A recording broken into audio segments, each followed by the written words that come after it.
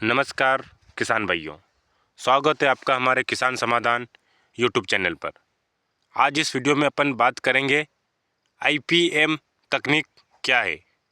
70% किसान भाई क्यों नहीं इस चीज़ को समझने की कोशिश करते हैं।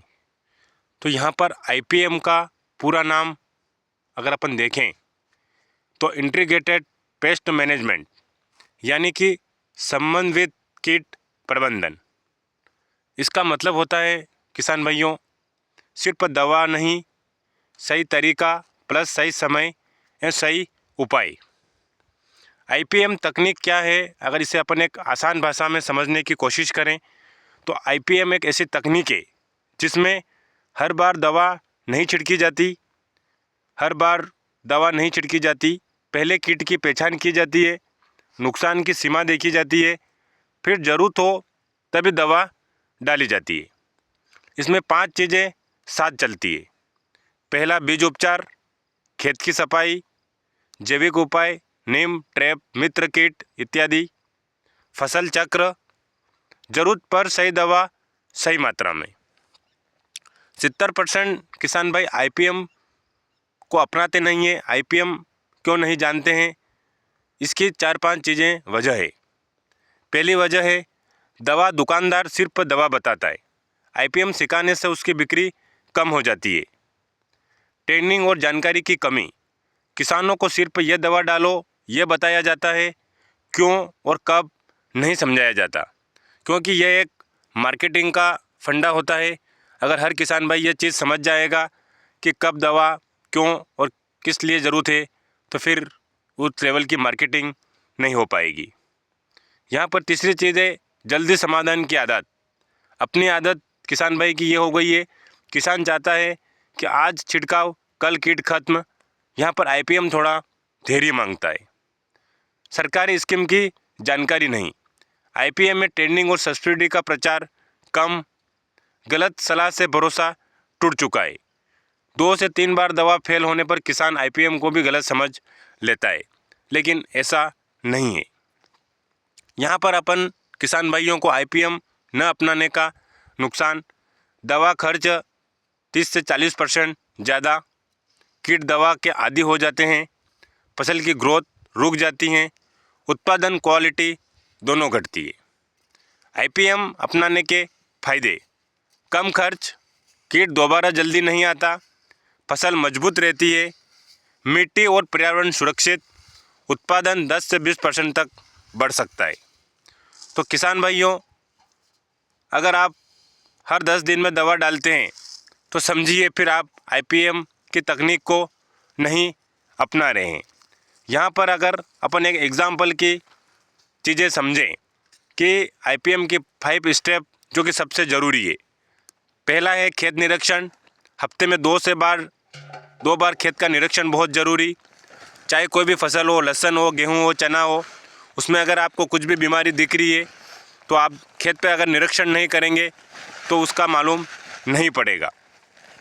अगर आप फॉर एग्ज़ाम्पल खेत में 10 दिन तक गए नहीं है और उसमें बीमारी अगर 5 दिन पहले ही आपके खेत में अटैक कर चुकी है तो फिर आपको हाई डोज अपनाने की ही ज़रूरत पड़ेगी।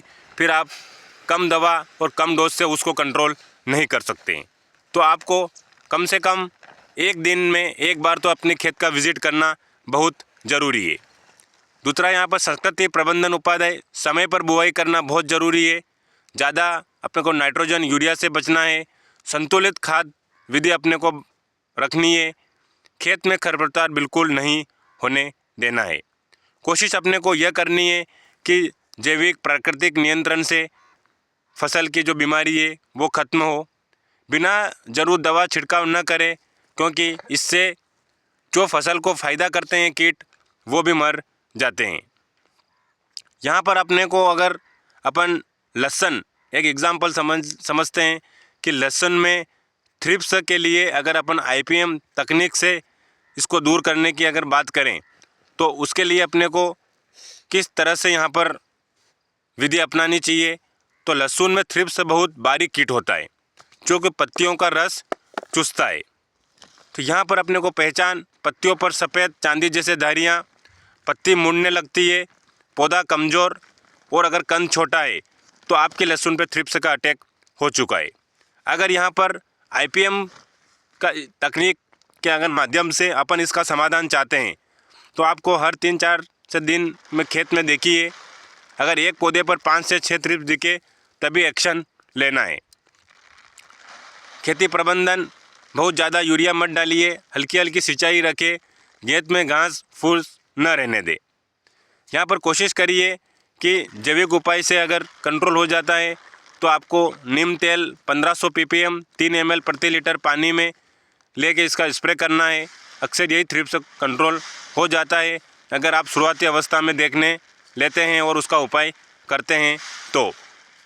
तीसरा, यहाँ पर यांत्रिक तरीका, नीचे चिलचिपे ट्रैप 8 से 10 प्रति एकड़ में लगाइए, थ्रिप्स खुद ही इसमें चिपक जाएंगे। स्टेप 5, दवा आखिरी उपाय। यही चीज़ है IPM तकनीक का, यही फ़ायदा है कि आपको दवाई से पहले 3 से 4 चीज़ें यहाँ पर करनी है। अगर आपकी थ्रिप्स कम है, हो सकता है कि इससे ही आपका कंट्रोल हो जाए।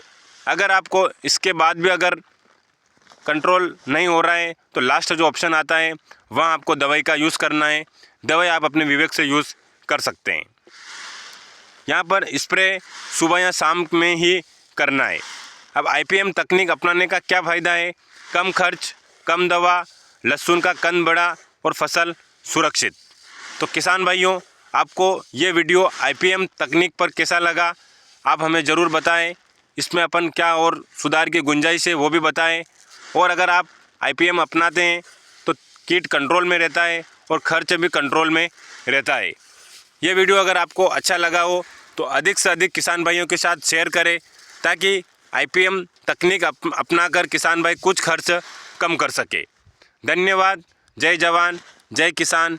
वीडियो अच्छा लगे तो चैनल को सब्सक्राइब ज़रूर करें। मिलते हैं जल्द नए वीडियो के साथ।